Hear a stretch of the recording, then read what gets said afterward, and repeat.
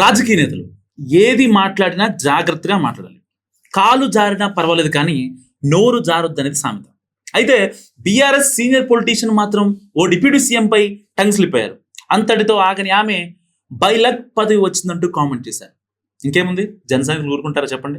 So దీనిపై ఆ deputy CM అభిమానులు, కార్యకర్తలు అగ్గి మీద గుగ్గిలం అవుతున్నారు.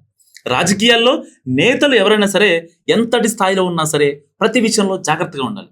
వేసే అడుగులైనా, జనం ముందు మాట్లాడే మాటలైనా. ఎందుకంటే చిన్న తప్పు దొరికినా ప్రత్యర్థులు కాచుకుని ఉంటారు. దానికోసం మనం ఏ తప్పు మాట్లాడతాము, దాన్ని ఎలా క్యాష్ చేసుకోవాలని. సో ఏ చిన్న వివాదం దొరికినా దాని మీద రచ్చ చేయడానికి సిద్ధంగా ఉంటారు ప్రతిపక్ష నాయకులు. సాధారణంగా చేసిన వ్యాఖ్యలైనా సరే ఒక్కోసారి మన టైం బాగాలేనప్పుడు వివాదాస్పదం అవుతుంటాయి. తాజాగా బీఆర్ఎస్ ఎమ్మెల్సీ కల్వకుంట్ల కవిత చేసిన కామెంట్స్ తెలుగు రాజకీయాల్లో దుమారం రేపుతున్నాయి. ఓ పాడ్కాస్ట్ ఇచ్చిన ఇంటర్వ్యూలో పవన్ సీరియస్ పొలిటీషియన్ కాదని, అదృష్టం కొద్దీ డిప్యూటీ సీఎం అయ్యారంటూ వ్యాఖ్యానించారు కవిత. చెగువేరా భావాలున్న పవన్ కళ్యాణ్ ఇప్పుడు రైటిస్ట్ ఎలా అయ్యారని ప్రశ్నించారు Kavitha. So AP deputy CM Pawan Kalyan ని ఉద్దేశించి కవిత చేసిన వ్యాఖ్యలపై ఆయన అభిమానులు, జన సైనికులు తీవ్ర స్థాయిలో మండిపడుతున్నారు. ఒక రాష్ట్రానికి ఉప ముఖ్యమంత్రిగా ఉన్న తమ నేతను తక్కువ చేసి మాట్లాడతారా, ఆయన స్థాయిని కించపరుస్తారా అంటూ కవితపై దుమ్మెత్తి పోస్తున్నారు. ఇదంతా సోషల్ మీడియా వేదికగానే కవితపై నెటిజన్లు కామెంట్ చేస్తున్నారు.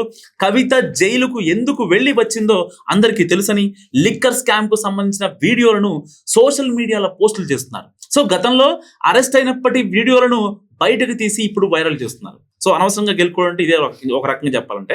ఎందుకంటే పవన్ కళ్యాణ్ కూడా లిక్కర్ స్కామ్ చేసి జైలుకు వెళ్ళి వస్తేనే సీరియస్ పొలిటీషియన్ అవుతారా అంటూ కూడా జన సైనికులు కామెంట్ చేస్తున్నారు. కేసీఆర్ కూతురుగా మాత్రమే కవిత రాజకీయాల్లోకి వచ్చారని, తండ్రి లేకుంటే ఆమె రాజకీయాల్లోకి వచ్చేవారా అంటూ కూడా నడి రోడ్డు మీద పెట్టి నిలదీస్తున్నారు. సో కేసీఆర్ అండ చూసుకొని రాజకీయాలు చేస్తున్నారంటూ కూడా ఆగ్రహం వ్యక్తం చేస్తున్నారు. కవితపై నెటిజన్ల కామెంట్లు, బీఆర్ఎస్ లోను అంతర్గత చర్చ జరుగుతోంది. కవిత వ్యాఖ్యలను పవన్ కళ్యాణ్ సీరియస్ గా తీసుకున్నారో లేదో కానీ ఆయన అభిమానులు ఘాటుగానే కవిత కౌంటర్లు ఇస్తున్నారు. సోషల్ మీడియాలో యాక్టివ్ గా ఉండే జన సైనికులు కవిత అభిమానుల నుంచి వచ్చే కామెంట్లు కూడా తిప్పికొడుతున్నారు. ఇలా ఎందుకు అనాల్సి వచ్చిందో చెప్పాలంటూ కూడా నిలదీస్తున్నారు. గతంలో కూడా పవన్ కళ్యాణ్, కేసీఆర్ మధ్య తీవ్ర స్థాయిలో మాటలు యుద్ధం జరిగింది.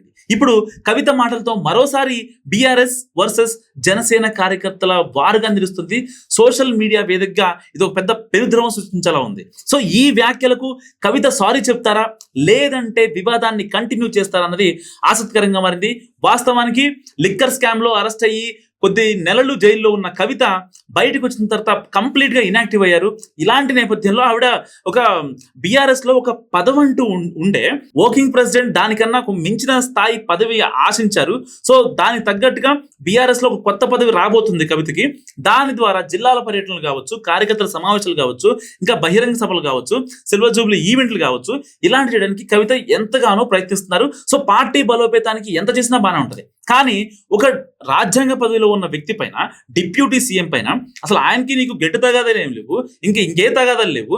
అలాంటిది అతని మీద నో కామెంట్స్ అని చెప్పాల్సింది పోయి ఇలాంటి కామెంట్లు చేయడం నిజంగా తప్పని చాలా మంది చెప్తున్న పరిస్థితి. సో ఆల్రెడీ మన దగ్గర వివాదాలు ఉన్నప్పుడు కొత్త వివాదం కొనిపించుకోకూడదు, ఉన్న వాటిని సాల్వ్ చేసుకోవాలి. సో ఒకవేళ నిజంగా ఇతను కనుక ఫైర్ అయ్యి, లేదంటే అభిమానులే కాకుండా దీని మీద పవన్ కళ్యాణ్ కూడా రియాక్ట్ అయ్యి, ఎందుకంటే వాళ్ళంతా కూటమి సర్కార్ ఉంది కాబట్టి, సెంట్రల్ లో బీజేపీ ఉంది, మళ్ళీ ఒకవేళ ఈడీ ఇంకా సిఐడి వాళ్ళు వీళ్ళు వచ్చి మళ్ళీ సేమ్ 1 year బ్యాక్ జరిగిన అరెస్ట్ సీన్లు మళ్ళీ రిపీట్ అయితే పరిస్థితి ఏంటి?